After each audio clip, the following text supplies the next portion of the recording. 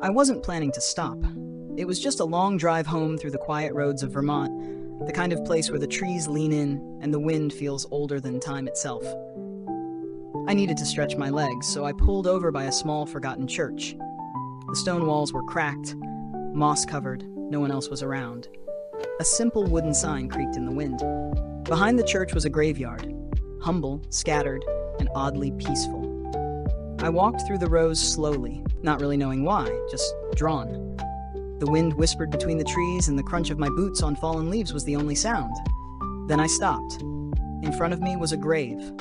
Simple, weather-worn. But my heart started beating fast. My mouth went dry, because I knew the name on the stone.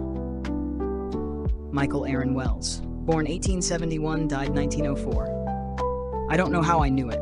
I'd never been to this town, never heard of it, never seen the name before. But the second I read it, I felt something shift, like a door creaked open inside me. My hands began to tremble. I knelt down, almost in a daze, brushing some dirt off the engraving. I whispered, without thinking, "You were 33. You died in winter." Where did that come from? That night I couldn't sleep. I stayed in the only motel nearby, tossing in bed as the wind howled. Every time I closed my eyes, I saw the grave. And more than that, I saw flashes of a life I didn't live. A man walking down cobbled streets in 1900s clothing. A red-haired woman in a green dress. A fall from a ladder. Blood. And the name, Michael. When I woke, I was sweating. But something had settled in my chest. I had to go back. The next morning, I returned to the churchyard.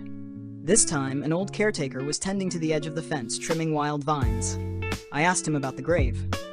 He looked at me a long time before answering. "Michael Wells?" he said. "You're not the first to ask about him." I blinked. "I'm not?" He shook his head. "Every decade or so, someone comes by. Always strangers. Always shaken. One woman claimed she saw him in a dream before she ever visited the state." A chill ran down my spine. "Do you know who he was?" I asked. The caretaker nodded slowly.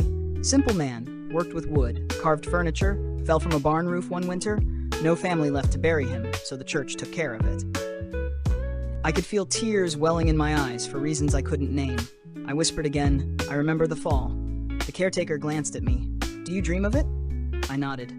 He said, almost gently, "Some souls, they don't stay gone. Some return with echoes."